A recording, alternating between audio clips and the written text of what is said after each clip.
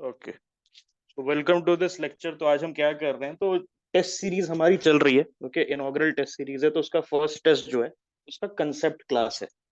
Concept class है, तो उसमें सबसे पहले हम टेस्ट सीरीज के क्वेश्चंस देखेंगे। ओके, क्वेश्चंस देखने के बाद हम कंसेप्ट्स देखेंगे। ओके, तो दो क्लास में कंसेप्ट्स होगा, एक क्लास में आपका ये होगा, तो एक टोटल 2 क्लासेस लगेंगी एक टेस्ट सीरीज को समझने के लिए। तो आज हम करेंगे, पहले ये देख लेते हैं। टेस्ट कोड 001 है।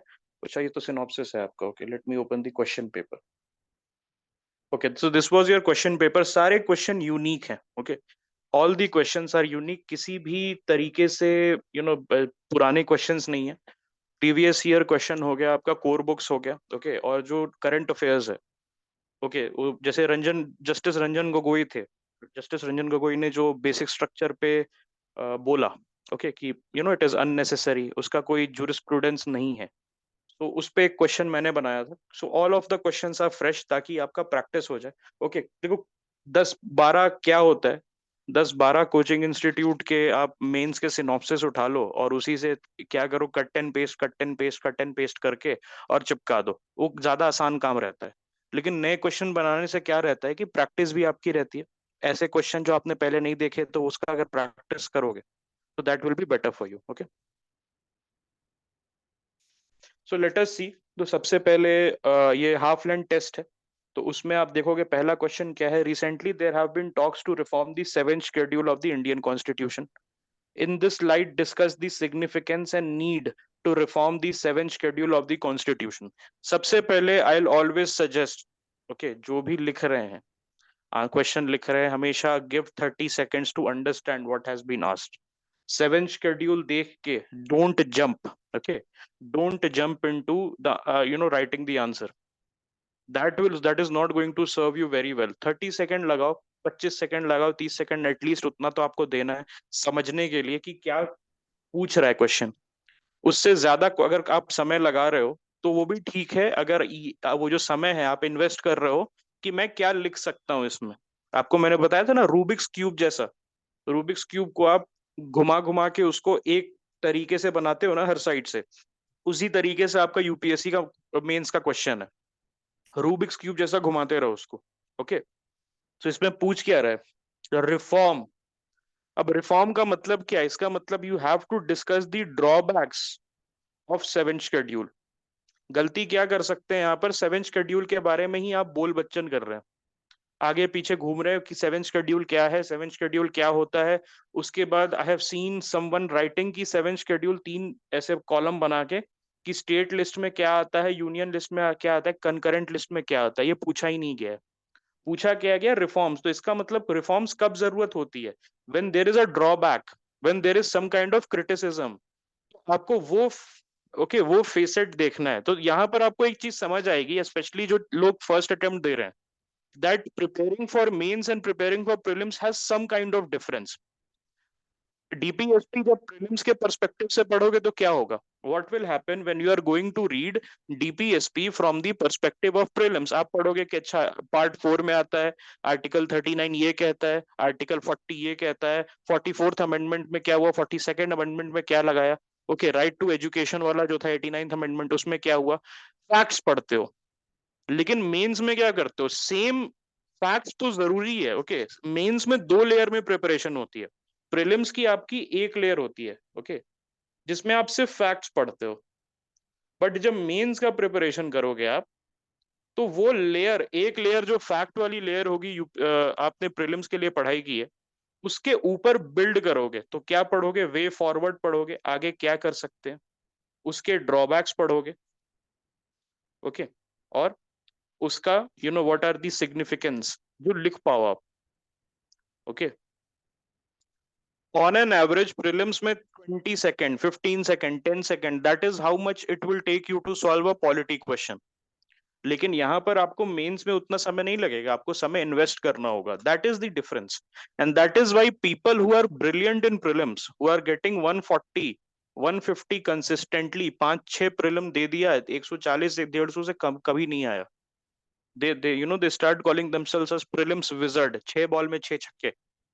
But they are not able to clear mains. Why? Because वो एक लेयर के ऊपर, जो प्रीलिम्स का एक लेयर बना है, ओके, प्रीलिम्स का एक लेयर बना है, उसके ऊपर उन्होंने कभी बिल्ड ही नहीं किया। Okay, so that is the problem, आपको बिल्ड करना होगा। I will give you an example. Joint sitting पढ़ा आपने, आर्टिकल 108 होता है, उसके फैक्ट्स क्या क्या हैं, कब बुलाया जाता है, कब नहीं बुलाया जाता है। ओके, ये आपने पढ़ लिया, लेकिन उसका सिग्निफिकेंस क्या है, उसका क्रिटिसिज्म क्या है। Okay, what could be the possible changes, अगर आपने इस तरीके से नहीं पढ़ा है, मेंस में आपके आंसर अच्छे नहीं आएंगे। And the competition in mains is much much more. Prelims is tougher. Okay, this is a very crazy statement that I'm making. Prelims is tougher because of the number of people sitting, but mains is tougher because of the quality of people sitting. देखो, prelims जिसने निकाला है तो उसने कुछ ना कुछ तो उखाड़ा होगा ना, उसने कुछ ना कुछ तो अच्छी पढ़ाई की होगी, उसको कुछ ना कुछ तो पता होगा। फ्लूक से बहुत 0.001% फ्लूक से निकल जाता है, और वो पता चल जाएगा फिर मेंस में, पता चल जाता है उनके बारे में कि वो प्रीलिम्स गलती से निकला है। लेकिन जिनका निकला है 99.9% केसेस में अच्छे स्टूडेंट्स होते हैं। तो मेंस का competition is because of quality, और प्रीलिम्स का competition is because of quantity. और क्वांटिटी को बीट करने के लिए जितना ये लेयर बना सकते हो, मल्टीपल लेयर्स, वो आपको बनाना है। लेकिन उस लेयर पे जब तक बिल्ट नहीं करोगे तो then you can not beat quality. Okay, I think everyone has got this. So इसमें क्या रिफॉर्म्स अगर पूछ रहा है तो पहले आपको इंट्रोड्यूस करना है क्रिटिसिज्म क्या है, what is the criticism of the seventh schedule, उसमें क्या कमी है। अगर कमी ही नहीं लिखा आपने, आपने सिर्फ सेवेंथ शेड्यूल के ऊपर लिख दिया कि क्या होता है, ओके, तो this will be a wrong answer for you. Okay, तो इसको अटेम्प्ट करना था। फर्स्ट यू हैव टू कैसे कर सकते थे, सेवेंथ शेड्यूल क्या होता है, व्हाट लिख देते, that okay this is present in the Indian constitution, और ये 3 पार्ट में डिवाइड करता है, और ये असाइन करता है, इसका क्या सिग्निफिकेंस है, वो तो छोटा सा लिख सकते थे, फिर उसका क्रिटिसिज्म पे तुरंत आ जाना था। यहाँ पर प्रॉब्लम क्या एक और होती है, that I will tell you people make, and that problem is कि सपोज 2 पेज मिला हुआ है, मैंने क्या बोला था, ये क्या है, दो दो पेज क्या है, कोई बता सकता है, anyone remembers? I have said that these 2 papers are your what, these 2 papers real are your estate. real estate, exactly। ये आपके रियल एस्टेट हैं। आप जब घर बनाते हो तो प्लॉट ऑफ लैंड आपको फिक्स रहता है, पड़ोसी के घर में नहीं ना बना लेते हो, आपका फिक्स रहता है, 1 बीघा में बना रहे हो, या 10 केनाल में बना रहे हो, या ऐसे करके बना रहे हो। तो आपको ऑप्टिमाइज करना होता है, आपका घर इन दोनों ही पेजेस में बनेगा। घर से मेरा मतलब आंसर, मान लो 15 मार्क्स है तो 3 पेज हो गए, लेकिन इससे ज्यादा नहीं। अब प्रॉब्लम क्या होती है, दैट यहाँ पर आपने सेवेंथ शेड्यूल क्या होता है, रिफॉर्म्स पूछ रहा है, तो इसका मतलब सेंट्रल थीम क्या है इस क्वेश्चन का, इसका सेंट्रल थीम है criticism and way forward. Examiner is looking for that, लेकिन एस्पिरेंट्स करेंगे क्या, गलती कहाँ करेंगे, दैट सेवेंथ शेड्यूल क्या होता है, उसका सिग्निफिकेंस क्या होता है, उसी को मान लो 2 पेज मिले हुए हैं तो यहां से यहां तक लिख दिया, एंड देन दे रियलाइज कि रिफॉर्म्स लिखने के लिए और वे फॉरवर्ड लिखने के लिए मेरे पास समय नहीं बचा, या मेरे पास स्पेस ही नहीं है।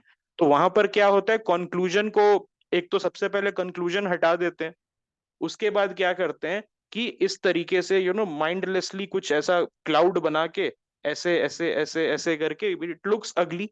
Okay, it looks ugly, it does not gel well. ठीक है, देखो मैक्सिमम लड़कों का, मतलब लड़कों in the sense maximum aspirants का जो हैंड राइटिंग है, इट इज लेजिबल, मतलब देख के समझ सकता है बंदा, लेकिन ब्यूटीफुल मैं नहीं कहूंगा, इंक्लूडिंग माई ओन। मैं ब्यूटीफुल नहीं कहूंगा, मैं ऐसा लिखता हूँ, या मेजोरिटी ऑफ द एस्पिरेंट ऐसा लिखते हैं कि सामने वाले को समझ आ जाता है, लेकिन ब्यूटीफुल नहीं होता है। अगर ब्यूटीफुल राइटिंग आपकी नहीं है तो don't experiment with clouds and all these things. वो आप सर्टेन एस्पिरेंट्स पे छोड़ दो जिनका राइटिंग बड़ा अच्छा है। ओके, वो कर सकते हैं। आप क्या करो, स्टिक टू द नॉर्मल सब heading and the point mode. ठीक है, नॉर्मल सब heading and the point mode. जिसकी राइटिंग बहुत फ्लावरी है, कैलीग्राफिक राइटिंग है, वो कर सकते हैं, ठीक है, लेकिन उनका उनका क्वांटिटी बहुत कम है, उनका नंबर बहुत कम है, तो उनको करने दो, that is some god gift.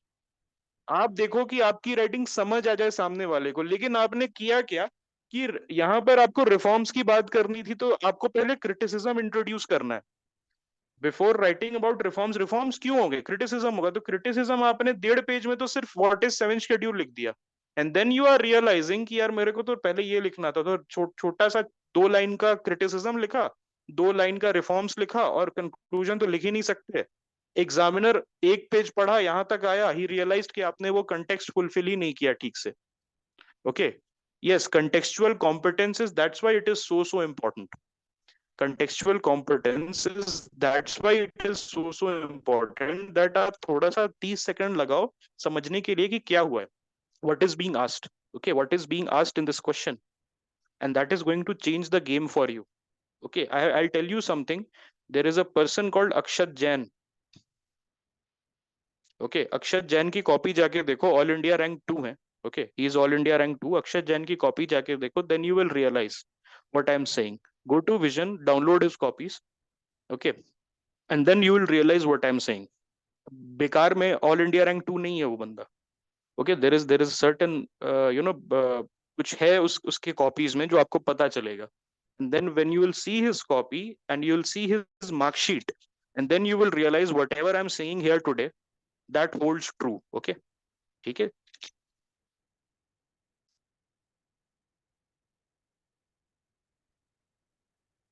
Okay, अब ये समझ में आ गया आपको? इस पे हम डिस्कशन कर लेंगे, don't worry about it. Second question पे आते हैं, डिस्कस द ऑब्जेक्टिव्स। तो यहाँ पर objectives behind inclusion of fundamental duties in the Indian constitution. What is fundamental duties लिखो, ठीक है, कोई दिक्कत नहीं है, लेकिन अगर 1.5 पेज में यही लिखे हो व्हाट इज फंडामेंटल ड्यूटीज, स्वर्ण सिंह कमेटी, वर्मा कमेटी, लेकिन आपने एड्रेस ही नहीं किया what are the objectives. Okay, citizens को याद दिलाना what are their duties. Okay, making a balance between rights and duties. Maybe you can start with a Mahatma Gandhi quote that right जो duty rights flows through duty, that is when you fulfill your duties आपके rights automatically flow करने लगते हैं। so ये चीज आपको लिखनी थी। अगर इसमें आपने फंडामेंटल ड्यूटीज के बारे में लिखा है दैट इज फाइन, बट उसको आपको कंस्ट्रिक्ट करना था, रिस्ट्रिक्ट करना था। ठीक है, have those objectives been met, इसका मतलब आपको एक छोटा सा एनालिसिस देना था कि क्या पिछले 40 साल 45 साल में, जब से फंडामेंटल ड्यूटीज इंट्रोड्यूस हुई है हमारे कॉन्स्टिट्यूशन में थ्रू दी 42nd अमेंडमेंट, उसका परफॉर्मेंस का एक एनालिसिस देना था आपको। तो उसमें आप लिख सकते थे कि it has been a mixed bag. Certain supreme court ने इसको यूज करके, ओके, 1992 का जो जजमेंट है उसमें लिख सकते थे आप। You could have written that, okay, certain flag code, alright, ये सारी चीजें बनी हैं, लॉज लॉज वगैरह बनाने की कोशिश की गई हैं। उसके बाद आपको have those objectives been met में क्रिटिसिज्म का पार्ट भी लिखना था। क्रिटिसिज्म में क्या लिखते हैं आप कि ओके, यहाँ पर टैक्सेस वगैरह जो इंपॉर्टेंट फंडामेंटल ड्यूटीज है वो नहीं है, since they are non enforceable, that is non justiciable, इनका उतना रेलेवेंस रहा नहीं। ओके, इसको क्रिटिकली एग्जामिन वही कहना होता है। क्रिटिकली एग्जामिन मतलब क्या होता है? क्रिटिकली एग्जामिन करना मतलब दोनों साइड से देखना, that is it good or is it bad. Okay, so as a aspirant अगर आपको बोला जाए कि इसको क्रिटिकली एग्जामिन करो तो दोनों साइड से आप देखोगे। एक एक होता है बायसनेस। ओके, एक होता है क्या? बायसनेस होता है दैट कि okay, fundamental duties have been performing very well, तो आपने पूरा पेज वही भर दिया। एक जो काउंटर व्यू होता है उसको स्पेस ही नहीं दिया। ओके, फैक्ट्स आपको याद रहता है, लिखे क्या समझ नहीं आता। देखो, that is why you have enrolled in this test series ना। Okay, so give it some time. Okay, धीरे धीरे करके रोज लिखते रहोगे, रोज आपका इवैल्यूएशन होता रहेगा, पता चलती रहेगी क्या गलतियां। देखो, एक चीज मैं बहुत ही एक सेंसेशनल बात बोलता हूँ। जो इंडस्ट्री है, ओके, थोड़ा सा आपको लगेगा कि बहुत बड़ी बड़ी बातें कर रहा है, लेकिन I tell you something which as an aspirant I have felt myself, and as someone who has been teaching for the past one and a half year, I have felt this thing that total answer writing में 10 से 15 point है, 10 to 15 points there are. Okay, 10 to 15 points अगर fulfil कर लोगे समझ आ जाएगा, मतलब 10 से 15 गलतियां आप कर सकते हो, दोज आर दी पॉइंट्स। अगर वो 10 से 15 गलतियां आप खत्म कर दोगे then it is all about building content. एक बार वो 10 से 15 चीजें आपको समझ आ जाएंगी, ओके, तो आप अपने से आंसर लिख सकते हो, बहुत अच्छा आंसर लिख सकते हो। एंड ये जो 10 से 15 गलतियां हैं ये आपको कोई बताएगा नहीं, ये आपको खुद से फिगर आउट करना है। Okay, that is something that we are trying to do here, कि मैं 10 से 15 गलतियां आपको बता दूं। ओके, ओके इसमें होता क्या है that people have build a thousands of crore industry, test series industry. Okay 50,000 55,000, Shrivatsa को मैंने कल ही भेजा है, एक टेस्ट सीरीज है, मेंस की test series 40 test, they are taking 56,000 rupees and that is not even there most costly offering, उससे भी ज्यादा 60-60 हजार की टेस्ट सीरीज दे रहे हैं। वहां पर आपको नहीं बताएंगे, आपको क्या बताएंगे कि इस आंसर में क्या लिख सकते थे, लेकिन जो फंडामेंटल फ्लॉज होते हैं वो 10 से 15 है बस। एंड वो 10 से 15 चीजें अगर आप समझ जाओगे तब आप कोई भी आंसर लिख सकते हो। उसके बाद है कि कितना मेहनत कर रहे हो कंटेंट बनाने में, दैट्स इट। लेकिन जो प्रेजेंटेशन है, स्ट्रक्चर है, कंटेक्चुअल कॉम्पिटेंस है, उसमें 10 to 15 things are there. Okay so don't worry कि मेरा आंसर नहीं लिख रहा हो, नहीं लिख पा रहा हूँ, उसके जैसा आंसर नहीं लिख पा रहा हूँ, मेरी बेस्ट कॉपी में नहीं आ पा रहा है या गुड अटेम्प्ट में नहीं आ पा रहा है। Just keep writing, just keep fulfilling the feedbacks that I'm giving you, and that is it. Okay, आपको मैंने भेजा भी था बिफोर आफ्टर वाला। ओके तो लास्ट ईयर भी ऐसा हुआ था, there was this girl, I will not name her, but उसने लिखा था and she was writing not very well in the initial stages. She was writing essays in the GS answers, she was writing big essays। 2-3 mentorship session लगा, that's it. Okay मतलब उसको बताया कि यहाँ पर ये कर दो, यहाँ पर वो कर दो, एंड शी स्टार्टेड राइटिंग ऐसा कि almost every second day her copy was going in the best attempt. तो जो जो एस्पिरेंट एक दिन पहले या 2 दिन पहले एसेज लिख रहा था बिना पैराग्राफ बिना पॉइंट्स के, वो 2 दिन 3 दिन के बाद बेस्ट अटेम्प्ट में उसका क्वेश्चन उसका आंसर जाने लगा। तो ये चीज आपको कोई नहीं बताएगी, डोंट वरी कि मेरा नहीं हो रहा है, जस्ट कीप राइटिंग। आप 1 महीना तो दोगे, बहुत बड़ी बात है ना, आंसर राइटिंग समझ आ गई मेरे को। 95%, 96%, 97% people, okay major chunk of the people, they can not say that मुझे आंसर राइटिंग समझ आ गई है। बट अगर आप 1 महीने देके ये चीज बोल सकते हो तो it will be worth the wait. Okay it will be worth the wait. Okay तो आगे बढ़े। तो ये ऑब्जेक्टिव्स लिखना था आपको इस पे। इनिशियली बता सकते थे स्वरण सिंह कमेटी के बारे में, 42nd अमेंडमेंट एक्ट के बारे में। ओके लेकिन उसके बाद तुरंत सपोज ये रियल एस्टेट जो आपका पेपर है उसमें यहां तक आप बता सकते थे Swaran Singh committee, 42nd amendment, उसके बाद तुरंत ऑब्जेक्टिव से स्टार्ट कर लेते। क्यों इसमें डाला गया था, क्यों इसमें डाला गया था। Okay then have those objectives been met, तो छोटा सा एनालिसिस देना था। ओके तो यहाँ पर एक और बात बताता हूँ, आपको लगता होगा, देखो एक एस्पिरेंट के माइंड में क्या चलता है। ओके वो मैं बताता हूँ, आपको लगेगा कि यार ये मेरी बात कर रहा है। आपको आपने ये क्वेश्चन पढ़ा सपोज, आपको लगा यार मेरे को फंडामेंटल ड्यूटीज लक्ष्मीकांत से रटा हुआ है, लेकिन मैं ऑब्जेक्टिव्स नहीं लिख सकता और मुझे ये एनालिसिस भी नहीं कर पाता हूँ। तो मैं क्या करता हूँ ना, अच्छे अच्छे राइटिंग में फंडामेंटल ड्यूटीज के बारे में पूरा आंसर लिख देता हूँ, what is fundamental duties. Okay and this is a very very big blunder. और आपके बगल वाला जो लड़का है या बगल वाला जो एस्पिरेंट है, वो जो बैठा हुआ है एंड ही सेज कि चलो मेरे को कुछ ज्यादा आता नहीं है लेकिन एटलीस्ट मैं इसका जो कंटेक्स्ट पूछा गया है उसको सब हेडिंग बना के जो मुझे आता है मैं वो इतना लिख देता हूँ। You are going to get 2-3 marks and that person is going to score 4-5 marks. आपका कंटेंट प्रेजेंटेशन बेटर है, लेकिन ये इस बच्चे का कंटेंट प्रेजेंटेशन कुछ खास नहीं है, लेकिन इसने क्या किया है, कंटेक्चुअल डिमांड को फुलफिल किया है। तो always always always always go, ठीक है, all right, always go with the context. अब आ जाते हैं थर्ड क्वेश्चन में। Directive principle of state policy in the constitution of India seem to represent the best and worst aspect. यहाँ पर एक चीज है कि वहां पर जाके स्टेबिलिटी ऑफ माइंड बहुत इंपॉर्टेंट है एग्जाम में। हाँ मैं बताता हूँ आपको, एग्जाम में जाके आप ये क्वेश्चन देखोगे, so this is I have taken this question from a Mint article. Live Mint है ना, उसमें एक आर्टिकल आया था डीपीएसपी पे, उसको मैंने दिया। अब यहाँ पर यार best and worst aspect of India tendency to compromise, ये क्या क्वेश्चन है। मैंने डीपीएसपी सब पढ़ लिया यार, 4-5 जगह से पढ़ लिया, फिर भी नहीं हो पा रहा है। I tell you one thing, वहां पर जाके बिल्कुल काम रहो, बिल्कुल कलेक्टेड रहो, कुछ करना नहीं है। ये रहा आपका क्वेश्चन, इतना सब पढ़ना ही नहीं है आपको, ये पूरा directive principle of state policy in the constitution scene नहीं। बेस्ट एंड वर्स्ट एस्पेक्ट मतलब इसका क्या गुड पॉइंट्स है, what is the benefit of DPSP, and worst aspect क्या है, व्हाट आर द ड्रॉबैक्स, और उसके बाद एक way forward, that was it. इससे ज्यादा आपको कुछ करना ही नहीं था। what is the good points, मतलब what is the benefit of DPSP, having DPSP, and worst aspect, yes, like non enforceability. इतना कर लेते हैं. टेंडेंसी टू कॉम्प्रोमाइज, ये जो है इसको आप इसमें ले आओगे अगर, तो आपको समझ नहीं आएगा. आपको लगेगा यार इसमें पूछा क्या जा रहा है. Okay. I remember my self 2020 में प्रिपरेशन स्टार्ट की थी मैंने. उस समय लगता था यार कैसे करे, मतलब ये करे ठीक है. After reading thousands and thousands of questions, thousands of answers from multiple coaching institute, वो जो नहीं होता विजन वगैरह का टॉपर आंसर शीट होता है, ठीक है. सो वहां से मेरे को पता चला UPSC only does word play. Question का जो सार जिसको बोलते हैं, क्वेश्चन का जो क्रक्स होता है, that is always very very simple. ठीक है. अब यहाँ देखो इसका मतलब क्या है, बोल क्या रहा है.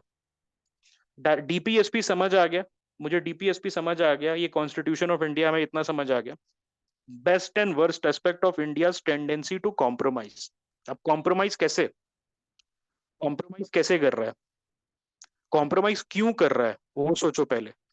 तो डीपीएसपी क्या है, एक हमें सोशल वेलफेयर की तरफ लेके जा रहा है. तो कॉम्प्रोमाइज कर रहा है बिटवीन द स्टेट, कॉम्प्रोमाइज किसके बीच में, between the state and the citizens. Okay. यहाँ पर है कि आप जो स्टेट है, okay, it will be taking care of the people, but at the same time it will also allow enterprises to run, okay, free market to run. ठीक है. Yes. और बेसिकली जो स्टेट की कैपेसिटी है, अरे very good यार, yes मैं यही बोल रहा था. तो स्टेट की कैपेसिटी है और जो वेलफेयर गोल्स है, उनके बीच एक तरीके का आप सिंक बना लेना. मैंने आपको बताया था रिसोर्सेज क्यों नॉन जस्टिसिएबल है, why it is non justiciable, because state का जो, India was a poor country when we got independence. हम एक पुअर कंट्री थे, ठीक है.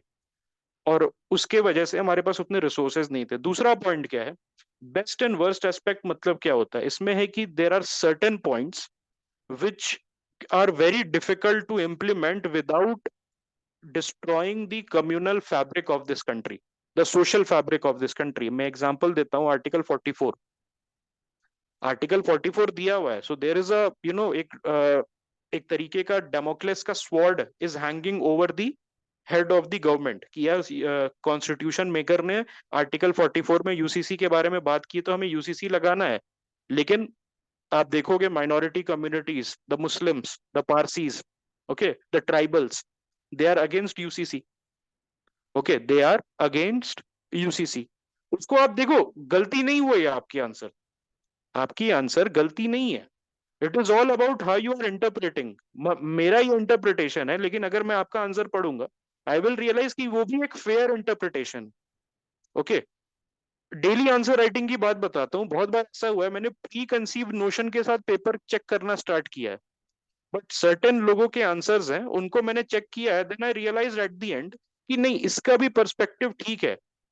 और आपने मेरे पर्सपेक्टिव के उल्टा आंसर लिखा, still I have given you 9 और 10 आउट ऑफ 15, और 6 और 7 और 8 आउट ऑफ 10. ऐसा नहीं है कि नंबर काट लिया, but I am telling you कि इट्स ऑल अबाउट आपको करना क्या है. बस यहां पर आके इसको रोक दो, इसमें मत खो जाना. एक होता है ना वेब में अपने आप को आप उलझते चले गए. टेंडेंसी टू कॉम्प्रोमाइज का मतलब क्या हुआ, तुरंत ये बेस्ट एंड वर्स्ट एस्पेक्ट मतलब समझ जाओ. That okay, they are asking you कि कैसे इसको, what are the drawbacks and what are the good points, और what are the significance of DPSP in the political structure. हाँ. और यस भाई बोलो. भाई मैं इसमें ऐसे पूछ रहा था आपको, जैसे एक व्यू पॉइंट अपन ये ले सकते हैं ना कि जैसे बेस्ट में तो मतलब डीपीएसपी में हमने ये एनविजन सब कर चुका है कि सोशली और पॉलिटिकली जैसे राइट टू लाइवलीहुड भी होना चाहिए, और ओल्ड एज में पेंशन वगैरह और फ्री लीगल एड, मतलब इनविजन हमने सब कुछ कर चुका है। और वर्स्ट में अपन उसको ऐसे एक्सप्लेन कर देते हैं कि रिसोर्स क्रंच है और डाइवर्सिटी ज्यादा है, जैसे सोशल फैब्रिक मतलब अपना डिस्टर्ब हो सकता है। तो ये दोनों मिला के। बिल्कुल बिल्कुल बिल्कुल, इसमें यही यही approach I think is a good approach. बिल्कुल सही है. ठीक है. अब आ जाते हैं फोर्थ क्वेश्चन पे. हाँ विवेक पूछो. अ, आपने जो इस क्वेश्चन में पिछला वाला जो क्वेश्चन था, सॉरी ये वाला डायरेक्टिव प्रिंसिपल्स वाला, इसमें आपने कौन सा क्राइटेरिया चूज किया था ये बेस्ट और वर्स्ट पे आंसर करने के लिए? कि मतलब पूरे क्वेश्चंस में से आप सिर्फ इसी को पकड़ोगे? ओके, सो देखो, बेस्ट एंड वर्स्ट एस्पेक्ट है कि डीपीएसपी एज अ, अगर आप देखोगे तो उसका एक सिग्निफिकेंस होता है। डीपीएसपी का एक नहीं गुड नहीं, पॉइंट होता है। हाँ हाँ, व्हाट इज मेरा दैट? था मेरा था कि इसमें बहुत सारे मतलब वर्ड्स दिए गए थे जो हम चूज करके जिस पे आंसर लिख सकते थे। हम्म। तो आपने बेस्ट एंड वर्स्ट एस्पेक्ट पे क्यों जीरो डाउन किया? मतलब आपको कोई क्राइटेरिया था स्पेशल ऐसा कुछ? बेस्ट एंड वर्स्ट एस्पेक्ट मतलब if they are asking you, सबसे पहले आपसे क्या पूछ रहा है? देखो यहाँ तो चलो, यहाँ तक तो वर्ड प्ले ओनली है ना। अगर मैं हम्म। यहाँ तक बोलूँ ये तो आप हटा सकते हो। सेकेंड पार्टी में मेन आपको कंफ्यूजन होगी, है ना। डीपीएसपी है तो DPSP is part of your context regardless कि कौन सा वर्ड आप पकड़ो। ओके। दूसरा, constitution of India, so this is word play, मतलब ये क्वेश्चन फिलर वर्ड्स बोलते हैं जिनका सिग्निफिकेंस उतना नहीं होता है। अब आ जाते हैं सिग्निफिकेंस जिसका है उस पे। तो best and worst aspect of India's tendency to compromise, तो यहाँ पर दो ही चीज है। क्या है? एक है बेस्ट एंड वर्स्ट एस्पेक्ट, और एक क्या है? Tendency to compromise. So both of them are linked ना। प्रॉब्लम मैं बताता हूं आपको क्या है। Why did I zero down, your question was a good question, that why did I zero down on this point only. बात और भी चीजें कर सकता था। थिंग इज दैट सबसे पहले तो ये दोनों लिंक है। टेंडेंसी टू कॉम्प्रोमाइज का बेस्ट एंड वर्स्ट एस्पेक्ट आपको देखना है। ठीक है, tendency to compromise is a given, that yes, मैं क्वेश्चन में क्या बोल रहा हूं, आपसे ये नहीं पूछ रहा हूं, आपसे ये नहीं पूछ रहा हूं कि टेंडेंसी टू कॉम्प्रोमाइज है कि नहीं है। अगर आप क्वेश्चन की वर्डिंग देखोगे तो the question of the wording is such कि मैं पहले से आपको एस्टैब्लिश करके बोल रहा हूं दैट ओके विवेक, देखो ये tendency to compromise is there, it is given. लेकिन उसका बेस्ट एंड वर्स्ट एस्पेक्ट क्या हो सकता है?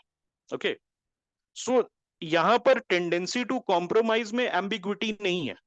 The ambiguity is in the best and worst aspect, and best and worst aspect is directly link to the tendency to compromise. Okay, tendency to compromise पे अगर आप focus करोगे तो you can get confused कि क्या मैं पूछ रहा हूं आपसे tendency to compromise, is there a tendency to compromise with DPSP, तो आप क्या लिखोगे? नहीं है और है भी। ओके, लेकिन when I am asking what is the best and worst aspect of the tendency to compromise, so tendency to compromise is established that DPSP जो है उसका tendency to compromise है। लेकिन अब आपको पता है ना उसका बेस्ट एंड वर्स्ट एस्पेक्ट क्या हो सकता है। Now you have to weave your question, your answer around this tendency to compromise. Zero down अगर मैं टेंडेंसी टू कॉम्प्रोमाइज पे करता, अगर मैं zero down tendency to compromise पे करता, इसका मतलब I would have been telling you guys कि मैं श्योर नहीं हूं as a question setter, and you have to convince me that if there is a tendency to compromise is there और not. आपको समझ आया? ये वाली पॉइंट बहुत इंपॉर्टेंट है, and that is actually very good question that you have asked, हाँ, बिकॉज यस यस। इसी से इंटरप्रिटेशन होगा, वहां जाके इसी से इंटरप्रिटेशन होगा। That is why I am telling you that free time में अगर मेंस की पढ़ाई करनी है तो बैठो क्वेश्चंस ले लेके, क्वेश्चन बैंक कहीं से मिल जाए आपको किसी कोचिंग का, या कोई प्रीवियस ईयर क्वेश्चन है उसको बैठ के डिसाइफर करो, डिसाइफर करते रहो उसको, रूबिक्स क्यूब जैसा घुमाते रहो, समझते रहो कि इसमें क्या मैं लिख सकता हूँ। एक बार आप 40 सेकंड लगाओगे, 1 मिनट लगाओगे, 2 मिनट लगाओगे, वो धीरे धीरे करके 20 सेकंड 10 सेकंड पे आएगा। उसके बाद एक एक रीडिंग में आप करने लगोगे। हमारा वहां पर क्या है कि एग्जामिनेशन में बैठे तो ऐसा रहे कि 10 सेकंड में, ऑलराइट 10 सेकंड में पूरा निकाल दें। ओके, 10 सेकंड में हम कि क्या क्या पूछा गया है, whatever has been asked in this question, हम उसको देख ले। रूबिक्स क्यूब मैं बोल रहा हूँ, दैट वो जो नहीं होता अपना रूबिक्स क्यूब ऐसे वाला, ये देखा है आपने रूबिक्स क्यूब? उसको आप घुमाते हो, यहाँ पर कुछ कलर होता है, यहाँ कलर होता है, अलग अलग कलर होता है, देन यू रोटेट इट। उसी तरीके से आप रोटेट करते रहो अपने क्वेश्चन को जब तक perfect context what has been asked वो आपके पास ना आ जाए। Okay, so that is what I wanted to tell you. Okay,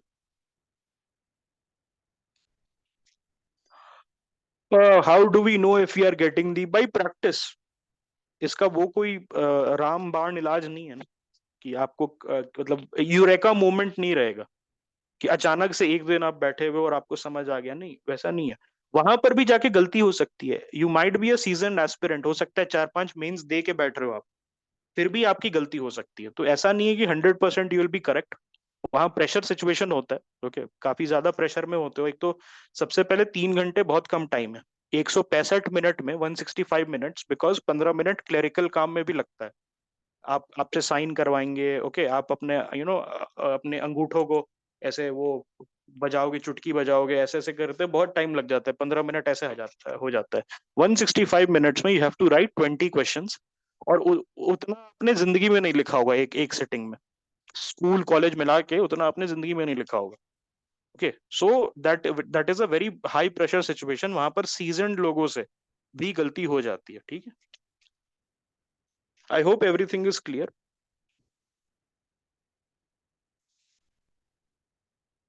अब हम आगे चलते हैं। Discuss the utility of the legislative council. तो utility in the administration of the state, what reforms are required to enhance his role as a constructive player. दो चीजें हैं यहाँ पर, एक तो यूटिलिटी की बात हो रही है, तो आपको सिग्निफिकेंस बताना है कि क्यों एग्जिस्ट करता है। अब यहाँ पर गलती क्या कर सकते हो, फैक्ट्स लिख रहे हो आप, फैक्ट्स भर रहे हो, दैट 169 आर्टिकल, 168 आर्टिकल, 171 आर्टिकल, उसके उसको डिफाइन कर रहे हो। नहीं, आपसे पूछा है क्यों एग्जिस्ट करता है, व्हाट इज द यूटिलिटी। तो वो फर्स्ट पार्ट है। व्हाट रिफॉर्म्स, अगेन मैंने क्या बताया आपको, अगर रिफॉर्म्स है तो इसका मतलब there must be a criticism as well, there must be a drawback as well, और ड्रॉबैक को डिस्कस करके रिफॉर्म्स के बारे में आप लिखोगे। ठीक है, एग्जामिनर को इतना पता है कि क्या क्या रिफॉर्म्स हो सकता है, लेकिन उसको ये भी बताना है कि मैं रिफॉर्म्स क्यों कर रहा हूं, मैं रिफॉर्म्स क्यों कर रहा हूं, that is also important. Okay, so ये है लेजिस्लेटिव काउंसिल। आप उसको कंपेयर कर सकते हो राज्यसभा, जैसे राज्यसभा है upper house in the parliament, वैसे स्टेट में अपर हाउस हो जाता है लेजिस्लेटिव काउंसिल। लेकिन लेजिस्लेटिव काउंसिल में क्या होता है, it's a parking spot for old politicians and irrelevant politicians, तो वहां पर कोई काम करने के लिए नहीं जाता है। ओके, लेजिस्लेटिव काउंसिल क्या होता है कि basically you can not, you are not, you you are a big name in the political sphere, but आप इलेक्ट नहीं हो पा रहे हो, तो आप बैकडोर एंट्री की तरह ट्रीट कर रहे हो। दूसरा क्या है, लेजिस्लेटिव काउंसिल का ड्रॉबैक क्या हो सकता है कि अबॉलिशमेंट उसका बहुत इजीली हो जाएगा। आप जो उसका वो होता है राज्यसभा के कंपैरिजन में, ऑलराइट, वो वोटिंग वगैरह नहीं कर सकते। ओके, इन सब, हाँ, पावर वगैरह नहीं है, वोटिंग वगैरह, कॉन्स्टिट्यूशनल पोजीशन वगैरह आप देखो तो उसमें वोटिंग, उनका वोटिंग मैटर नहीं करता है। ओके, सो ये चीजें हैं, और यूटिलिटी बहुत इनका लो है। ओके, आप यहाँ देखो, ये you have asked a good question, चलो इसको देखते हैं जरा। सो करना नहीं है, एक मैंने आपको आंसर दे भेजा था, आपको याद होगा, जिसमें मैंने सब हेडिंग के बारे में बताया था। ज्यादा मत लिखो ना, तीन तीन वो लिखो, इतना में आपका यूटिलिटी हो जाएगा। 3 पॉइंट लिखो, 10 10 मार्क्स का है, 3 पॉइंट लिखो, 15 मार्क्स का है तो 5 से 6 पॉइंट कर दो। ओके, और एक और चीज कर सकते हो, only mention the points in 10 marker, try to explain the points in the 15 marker. ये समझ आया आपको। देखो, एक मैं चीज बताता हूँ, आपका एक कंप्लेन हो सकता है एज एन एस्पिरेंट, मैंने पूछा नहीं है किसी से, मैं बता रहा हूँ, जस्ट टेल मी यस और नो, ये कंप्लेन है कि नहीं। अगर आपको लगता है किसी क्वेश्चन में ऐसा कि यार ये 15 मार्क्स का क्वेश्चन है, 15 मार्क्स का क्वेश्चन है, अगर ये 10 मार्क्स का होता तो बेटर होता, ऐसा कभी लगा है आपको? कोई 15 मार्क्स का आप आंसर कर रहे हो, ऐसा लगा कि मेरे पास कंटेंट कम है और ये 10 मार्क्स का होता तो बेटर रहता। ओके, ये लग सकता है आपको, तो उस समय मैं बताता हूँ, या तो दो काम हो सकते हैं, मान लो 3 पॉइंट्स आपने लिखे हैं, तो इंक्रीज कर दो नंबर ऑफ पॉइंट्स। लेकिन कभी कभार ऐसा होता है, मोस्ट ऑफ द टाइम ऐसा होता है, कभी कभार नहीं, मोस्ट ऑफ द टाइम होता है, हमारे पास 3 से ज्यादा पॉइंट ही नहीं है। ओके, आपने 3 पॉइंट लिख दिए, उससे ज्यादा आपके पास पॉइंट ही नहीं है, कि उस समय हो सकता है ऑन स्पॉट याद नहीं आ रहा है, तो क्या करना है, कुछ नहीं करना है, उन पॉइंट्स को थोड़ा सा कॉन्शियस होके स्टार्ट करो लिखना, और उन पॉइंट्स को एक्सप्लेन कर दो सिंपल इंग्लिश में। तो क्या होगा कि आपने इतना जो गैप छोड़ा है, इतना गैप छोड़ा है आपने, 10 मार्क्स में चल जाएगा, बिकॉज 2 पेज है। लेकिन सपोज तीन तीन पेज वाला है, तो वहां पर करना क्या है कि अगर सिंपल उसको, उसी पॉइंट को, मान लो पॉइंट 1 है, और पॉइंट 1 को ही थोड़ा सा 3 लाइन में एक्सप्लेन कर दिया, इंग्लिश ही लिख दी, ऐसा भी कुछ वहां पर टेक्निकल नहीं लिखा, बस इंग्लिश लिख दिया और उस पॉइंट को एक्सपैंड कर दिया, तो ऑलमोस्ट आपका फिर स्पेस भरने लगेगा। स्पेस भरना इंपॉर्टेंट है, काइंडली ऐसा करना कि I have seen some paper जहां पर 10 मार्क्स में you people are writing in 1 page, और 15 मार्क्स में भी 1.5 पेज में कर ले रहे हो, ऐसा मत करना। इवन दो यू थिंक कि मेरा आंसर तो कंप्लीट लग रहा है, फिर भी ऐसा मत करना, साइकोलॉजिकल इफेक्ट होता है। एक मेरा दोस्त था, उसको मैंने ये बात मना की थी कि यार तू एक पेज में मत खत्म किया अगर 10 मार्क्स वाले, और वो क्या करता था 15 मार्क्स को 1.5 पेज में खत्म कर लेता था। And he used to write fine, उसके पॉइंट्स ठीक होते थे, लेकिन उसकी राइटिंग छोटी थी। मैंने उसको बोला एटलीस्ट थोड़ा तो अपना वो बढ़ा, फॉन्ट बढ़ा और स्पेसेस दे। नहीं, यूज्ड टू राइट बहुत पास पास, हर पॉइंट को इतने मतलब थोड़ा भी जगह नहीं देता था। एंड मेंस में काफी ज्यादा उसके जीएस में कम नंबर आए थे। And I suspect, even though he claimed कि मेरा पूरा पेपर खत्म हो गया, I suspect this could have been the reason. और all India rank 37, AIR 37 Lakshya Singla, he gave the first mains, उसने फर्स्ट मेंस में यही किया था, सेम चीज की थी। And in the second mains उसने पन्ने पूरे भरे थे, ऐसा नहीं था बकवास लिखा था, बस what he did was just expand. And he said कि दोनों मेंस में, फर्स्ट मेंस जिसमें 10 में एक 10 मार्क्स का एक पेज लिखा था और 15 मार्क्स का 2 पेज लिखा था, और सेकंड मेंस में 10 का 2 और 15 का पूरा 3 किया था इसने। तो बोला कि बहुत ज्यादा जंप आया था, ऑलमोस्ट 120 मार्क्स का jump across the GS paper उसको देखने को मिला था। And he got selected in his third attempt. Okay, तो ये चीज आप ध्यान रखना। अगर पॉइंट्स नहीं है ज्यादा, मान लो कि आपको लगता है कि मेरे पास ज्यादा पॉइंट्स नहीं है, तो उसको एक्सपैंड कर दो सिंपल इंग्लिश में। ओके, ऐसा नहीं है कि कुछ बकवास लिखो, just right what ever that point is, उसको एक्सपैंड करके इंग्लिश में लिख दो। Don't write any new facts अगर आपको नहीं पता है। ओके, डोंट कंज्यूर फैक्ट्स, बट ठीक है। यस, जितना पेजेस दिया गया है उसको यूटिलाइज करो, because this has a psychological effect on the examiner. Okay, कि इसने अगर सम लेवल पे there is a, okay, because I have seen proof, okay, I have seen some kind of proof that okay this thing exist. और ये जो gentleman है, उन्होंने अपनी एक दोस्त है, उनको all India rank 17, she was IFS officer है, उनका नाम नहीं पता है, 2020 का बैच की है, देख लेना कौन थी। AIR 17, सम सेठ और some Agrawal was there, and she was the friend of this Lakshya Singla. And she gave 5 mains, उसमें से एक मेंस में she got selected as an IAAS officer, audit and account service officer. Then उनका जो फिफ्थ अटेम्प्ट था उसमें she got in touch with this all India rank 37 Lakshya Singla, और उनको बोला दैट कि पूरे आप पेजेस को भरो। ओके, डोंट लीव ऐसे करके कि 2 पेज में मत अपना 15 मार्क्स को रिस्ट्रिक्ट कर दो। And she did that in her fifth mains, and she got all India rank 17। And उनका जो सिविल्स डेली करके है, सिविल्स डेली का यूट्यूब चैनल है, टाइप करना all India rank 17 civils daily, she is a lady and she has selected foreign service as her ये। तो उसमें उन्होंने क्लियरली ये बात बोली है कि मैंने अपने 4 मेंस में अपने कंटेंट को रिस्ट्रिक्ट कर दिया था, और 5वें मेंस में लक्ष्य के कहने पे मैंने 3 पेजेस में लिखा है। ओके, आई रिमेम्बर दैट, जबकि मैंने 2.5 साल पहले ये बात सुनी थी। ये जो अभी मैं आपको बता रहा हूँ 2.5 साल पुरानी बात है ये, जब उनका सिलेक्शन हुआ था तभी मैंने देखा था। ओके, और वो मैंने फिर अपने फ्रेंड के साथ भी देखा, he got very very low marks in GS, 270 280 marks आए थे, और उसको मैंने बोला भी था कि पूरे पेज भरा कर, when I was evaluating his papers. ठीक है, यस, कंक्लूजन वगैरह भी लिख सकते हो। ओके, कंक्लूजन वगैरह भी आप एक्सपैंड करके लिख सकते हो, अच्छा कंक्लूजन अगर आपके दिमाग में है तो उससे भी हाफ पेज आपका भर सकता है। ओके, एक्सपैंडेड इंट्रो, सबसे अच्छी बात है कि 15 मार्क्स में आप एक्सपैंडेड इंट्रो लिख सकते हो, क्योंकि 10 मार्क्स में स्पेस कम रहता है, तो इंट्रो बहुत ब्रीफ होता है, लेकिन इंट्रोडक्शन आप ज्यादा बड़ा कर सकते हो इन 15 मार्कर, और कंक्लूजन भी बड़ा कर सकते हो। दैट वे आपको दिक्कत नहीं होगी। ओके, अगर आपके पास बॉडी में कम पॉइंट्स हैं, इंट्रो कंक्लूजन बड़ा कर दो। ठीक है,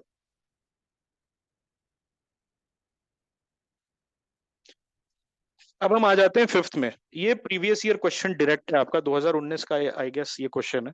so right of movement and residence, तो ये किसका पार्ट हो गया? आर्टिकल कौन सा पार्ट है, जल्दी बताओ। Article right of movement and residence, yes, article 19 का पार्ट है। Throughout the territory of India are freely available to the Indian citizen, but these rights are not absolute. Comment मतलब simple सा enumerate करना है। Article 19 कहता क्या है, reasonable restrictions क्या क्या हैं, और रीजनेबल रिस्ट्रिक्शंस क्यों हैं। ओके, आपको सबसे पहले करना था what is article 19, what does article 19 says about it. Okay, then आपको लिखना था इसके बारे में, that what are the reasonable restrictions.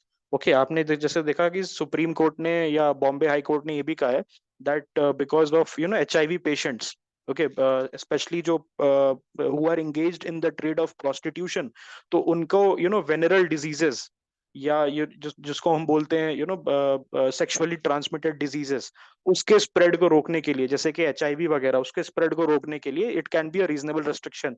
Then tribal rights हो गया, ओके, पब्लिक ऑर्डर, ये सारी चीजें। हाँ, ट्राइबल राइट्स वगैरह आप लिख सकते थे, ठीक है। ट्राइबल्स में उसमें भी ये भी लिख सकते थे वाई, उसमें अगर आपको अगर एक्सपैंड करना है तो वाई लिख दो, why tribal rights. Why tribal rights में आपने आपको लिख सकते थे लैंडलेसनेस हो जा रहा है ट्राइबल्स में because of predatory money lending tactics of non tribals. तो ट्राइबल्स को प्रोटेक्ट करने के लिए आर्टिकल 19 पे रीजनेबल रिस्ट्रिक्शंस है। ओके, सिंपल क्वेश्चन था। I hope everyone has got this correct. Even after 3 decades since its formal inception, local government remain largely ineffective, functioning as mere agents to do the bidding of governments at higher level. Do you agree with this view? Suggest measures to make it an effective seat of governance at the grassroots level. तो यहाँ पर दो चीजें पूछ रहा है। एक तो क्रिटिसिज्म पहले ही दे रहा है कि इनइफेक्टिव है, okay, ineffective local government 73rd and 74th amendment act के बेसिस पे आपको लिखना था। पहले से आपसे पूछ रहा है कि क्या ये इफेक्टिव है, उसके बाद अपने ही बोल रहा है कि कुछ मेजर्स सजेस्ट करो। भाई जो चीज परफेक्टली चल रही है उसके लिए मेजर्स नहीं देते हैं। ओके, अगर सपोज कोई चीज परफेक्टली चल रही है तो उसको आप फिक्स नहीं ना करोगे, लेकिन यहाँ पर क्या बोल रहा है, आपसे पूछ रहा है डू यू अग्री, और फिर बोल रहा है सजेस्ट मेजर्स। इसका मतलब क्या, it's a rhetorical question. Everybody know what is a rhetorical question? सबको पता है what is a rhetorical question? मतलब यहाँ पर do you agree with this view में आपको अग्री करना है, ओके।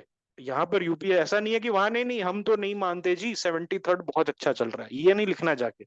वहां आपको अग्री करना है because second part of the question में मेजर्स सजेस्ट करने के लिए बोल रहा है, ओके। इट मीन्स दैट कि कुछ प्रॉब्लम है, okay. So this is a rhetorical question, आपको हाँ ही बोलना है, नहीं नहीं बोल सकते, ओके। बड़ा सिंपल सा क्वेश्चन है, बहुत सारे इश्यूज हैं। Why they are inefficient, okay, there is corruption, उनको ज्यादा पावर नहीं मिल पाती है, फाइनेंसेस, उनके खुद के फाइनेंसेस कंट्रोल में नहीं है, ओके। देन इलेक्शंस वगैरह नहीं होती है, पंचायत डिसॉल्व हो जाती है टाइम से पहले, ओके। बहुत सारे जगह पे अगर आप देखोगे तो पंचायत वगैरह डिसॉल्व हो जाती है। देन जो उनका बजट वगैरह आता है म्यूनिसिपालिटीज का, it is always running in a deficit. ये सारी चीजें लिख दो, ओके। ये सारी चीजें आप लिख सकते थे। फिर मेजर्स सजेस्ट करते, मेजर्स में क्या, कमिटी वगैरह बहुत इंपॉर्टेंट है। मेजर्स में कमिटी वगैरह, ठीक है, what does committee has said about जो सेकंड एडमिनिस्ट्रेटिव रिफॉर्म्स कमीशन, जिस टाइप की कमिटीज होगी, ओके। यस, फाइनेंस कमीशन का क्या रिकमेंडेशन है रिगार्डिंग द लोकल ग्रांट्स, सबको लिख सकते थे आप, okay. Do you think the Constitution of India does not accept the principle of strict separation of power? Instead, it is based on the principles of checks and balances. इसमें करना क्या था, पहले डिफाइन करो what is separation of power. 15 marks का है तो इसमें आप एक और चीज कर सकते थे, दैट थोड़ा सा इंट्रो एक्सटेंड करके what does it mean in the west, what does it mean in India, और फिर इंडिया वाले को आप और बाकी के जो 2 पेजेस बचे हैं उसमें आप निकालते। देन आप सुप्रीम कोर्ट जजमेंट्स वगैरह, आर्टिकल 50 वगैरह, आर्टिकल 50 पता है ना, DPSP, that there will be separation between the judiciary, independence of judiciary and executive, है ना। तो ये सारी चीजें आपको पता रहनी चाहिए, उसको लिखना पड़ेगा आपको। देन जो भी आपको पढ़ाया गया सेपरेशन ऑफ पावर की क्लास में, I had taught you some cases also, उन केसेस को आपको लिखना था, ओके। बहुत simple question. Right to life and liberty as enshrined in the Indian Constitution does not correspond to only mere animal existence। तो ये कहाँ का है, आपको मेंशन वैसे करना, आइडियली करना चाहिए कि मेनका गांधी केस में ये ऑब्जर्वेशन था, इसीलिए उन्होंने क्या किया था, right to life and liberty के स्कोप को एक्सपैंड कर दिया था, ओके। तो आपको मेनका गांधी केस से स्टार्ट कर सकते थे, introduction could have been from there. Then discuss the scope and expanse of the right to life and personal liberty under article 21। तो ये बड़ा ही सिंपल क्वेश्चन हो सकता है। आप देखोगी right to life and liberty में क्या क्या है, तो राइट टू मैरी में हादिया केस सुना है, आई थिंक वजीक के स्टेट का ये है ना, Hadiya case article 21, okay, article 21, yes.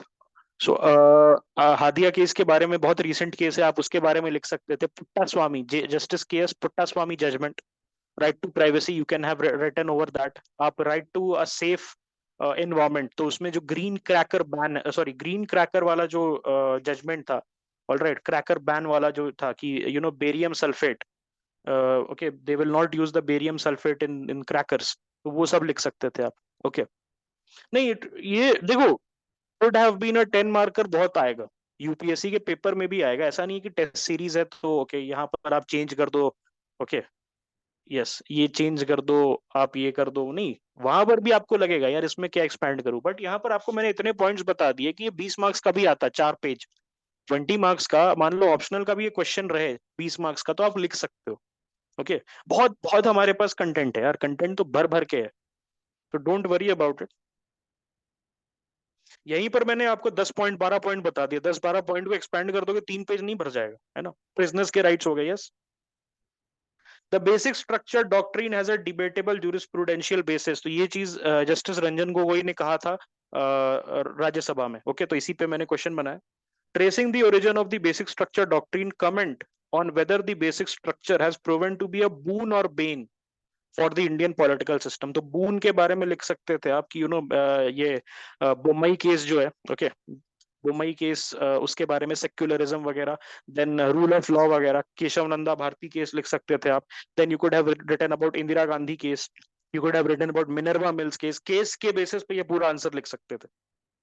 और फिर देन बेन के बारे में, बेन में लिख सकते थे कि बेसिक स्ट्रक्चर में इट हैज बीन अलेज्ड और the judiciary has been criticized of going into the territory of the legislature and the executive, हाँ ऐसे कर सकते थे आप। लास्ट में लिख सकते थे ये कि it is a mixed bag, but the honorable judiciary, the honorable high court and supreme court, the honorable supreme court needs to all right draw a line, draw a proper line so that a harmonious cooperation can exist between all the 3 levels of government। Okay, ये सारी चीज, NJC can be a criticism that it has been alleged that the judiciary is escaping reforms by the use of basic structure as seen in the an NJAC case। Okay, yes। अब final जो question है, highlight the significance and bring out the difference between cooperative and competitive federalism, तो यहाँ पर आपको काम आसान हो रहा है बिकॉज आपके क्वेश्चन में ही आपको बता रहा है कि क्या लिखना है। तो सबसे पहले आपको सिग्निफिकेंस हाईलाइट करना था, ओके, देन आप ऐसे करके डिफरेंस लिख सकते थे 3 4 कि कोऑपरेटिव में क्या है, कॉम्पिटिटिव में क्या है, ठीक है। All right, then what are the, अच्छा मैं समझाता हूँ, रुक जाओ पहले ये कर लेते हैं। What are the challenges in fostering cooperative federalism, तो क्या क्या फेडरलिज्म के बेसिक फेडरलिज्म में क्या प्रॉब्लम है, वही कोऑपरेटिव फेडरलिज्म। देखो, cooperative federalism is basically an what to say, it's an oxymoron, okay, it's an oxymoron, okay, मतलब देखो फेडरलिज्म है तो it will be a cooperation, okay, federalism किस पे बेस्ड होता है, कॉपरेशन पे बेस्ड होता है, otherwise the country is going to disintegrate. लेकिन जब हम बात करते हैं cooperative federalism, so it is lending, this cooperative prefix is lending some weight to the principles of federalism, that okay federal policy है तो इसका मतलब साथ ही लेके आप चलोगे। लेकिन जब हम कोऑपरेटिव फेडरलिज्म बोलते हैं तो इसका मतलब है कि हम कैसे उसको इनहैंस कर सकते हैं, उसी सेम एम्पलीफाई कर सकते हैं बेसिकली। तो यहाँ पर अगर आप देखोगे तो कोऑपरेटिव फेडरलिज्म, उसमें जो जो ड्रॉबैक्स है उनको लिखना था आपको एक पेज पे, then you could have written what are the good points, Niti Aayog के रिपोर्ट्स वगैरह उसको कोट कर सकते थे आप, देन प्लानिंग कमीशन वगैरह को कोट कर सकते थे। प्लानिंग कमीशन ने भी अब जब एग्जिस्ट करता था तो काफी इस पे रिपोर्ट्स वगैरह, इस पे कमेटी वगैरह बनाई थी। एआरसी में एडमिनिस्ट्रेटिव रिफॉर्म कमीशन का जो वेंकैया नायडू का था क्या, नहीं वीरप्पा मोइली, सॉरी वीरप्पा मोइली वाला था, वीरप्पा मोइली वाला जो ARC 2 था, उसमें भी a lot of things points are given, ठीक है, yes, collaboration between state and centre, ठीक है। तो ये सारी चीजें आप लिख सकते थे। जीएसटी पे लिख सकते थे, ड्रॉबैक्स में क्या था, चैलेंजेस में GST compensation issue, GST compensation issue सभी को पता है ना, what is the GST compensation issue, बहुत बड़ा इशू है, and this has been exacerbated by the covid pandemic. Covid pandemic के वजह से जो जीएसटी का कॉम्पनसेशन इशू है, जो पहले सेटल हो जाना चाहिए था 2022 में, वो अभी तक ड्रैग कर रहा है। ओके, तो ये सारी चीजें आप लिख सकते थे। Suggest measures to enhance cooperation, तो बेसिकली ये क्वेश्चन बड़ा आसान है। Why it is easy, not because the concept is easy और आपने पढ़ा है, नहीं, आपको क्वेश्चन ही बता रहा है, 3 पार्ट में कर दो डिवाइड और 3 पेज भर जाएगा आपका तुरंत। हाँ, ये 25 मार्कर 50 मार्कर भी हो सकता है, डिपेंड्स ऑन की कंटेंट कितना है आपके पास। ओके, हाँ, इमरजेंसी प्रोविजन के बारे में लिख सकते हो आप, बिल्कुल लिख सकते हो। इमरजेंसी प्रोविजन का मिसयूज, ओके, आर्टिकल 352 का misuse in 1975 has shook the foundation of the federal principles, okay, in India. Okay, so this was your paper, I hope आपको समझ आ गया होगा। इसके साथ सिनॉप्सिस भी है मेरे पास। ये रहा सिनॉप्सिस आपका। ओके, सिनॉप्सिस में इंपॉर्टेंट कंसेप्ट्स वगैरह हैं। ओके, सो ये हम कल कर लेंगे, क्योंकि कल दो क्लास होगी आपकी। एक class we will be doing the fundamental rights article 14 to 18 जो हमारा चल रहा है, और दूसरी क्लास ये वाली होगी जिसमें आपको ओके सारे देखो कंटेक्स्ट मैंने इसमें लिखा हुआ है, यहाँ पर कोट वगैरह दिया हुआ है मैंने। The true source of rights is duty, if you all discharge our duties, तो आप स्टार्ट कर सकते हो। ठीक है, अच्छा आपको Sai what were you asking, आप पूछ सकते हो आप। तो ये एक कौन बार सा नाइन्थ क्वेश्चन नंबर? क्वेश्चन हाँ, नाइन्थ क्वेश्चन में बेसिकली जो ये स्टेटमेंट है कि डॉक्ट्रिन बेसिक स्ट्रक्चर जो है it has a debatable jurisprudential basis, तो ये जस्टिस रंजन गोगोई ने राज्यसभा में कहा था अभी हाल फिलहाल में। तो आपको करना क्या था कि आपको ओरिजिन ट्रेस करना था बेसिक स्ट्रक्चर का, Keshav Nanda Bharati case, then the Minerva Mill case, और उसके बाद जो जो इंपॉर्टेंट केसेस हैं, ओके, बोम्मई केस, इन सब के बारे में आप लिख सकते थे। देन आपको कमेंट करना था कि क्या वो बून है या बेन है। तो यहाँ पर आपको दोनों जगह बून भी है, बून में आप लिख सकते थे you know IR Coelho judgment के बारे में, you could have written about justice K S Puttaswamy judgment के बारे में, Hadiya case, the right to marry the partner of your choice, okay, इन सब के जो केसेस है अगर आप लिख दो, ओके ओके, इन सब के बारे में आप लिख देना। ठीक है, that okay you can write this, that this has been made possible, all these article 21 cases have been made possible क्योंकि basic structure exist करता है। लेकिन at the same time, लेकिन हाँ डिबेटेबल मतलब कंट्रोवर्शियल, लेकिन एट द सेम टाइम ये भी है कि the judiciary has been trying to escape reforms through the basic structure route as was seen in the NJAC और the fourth judge's judgment। तो ये सारी चीजें आप पेन में लिख सकते थे एंड आपका आंसर बन जाता। अब समझ में आया? Were you guys able to get it?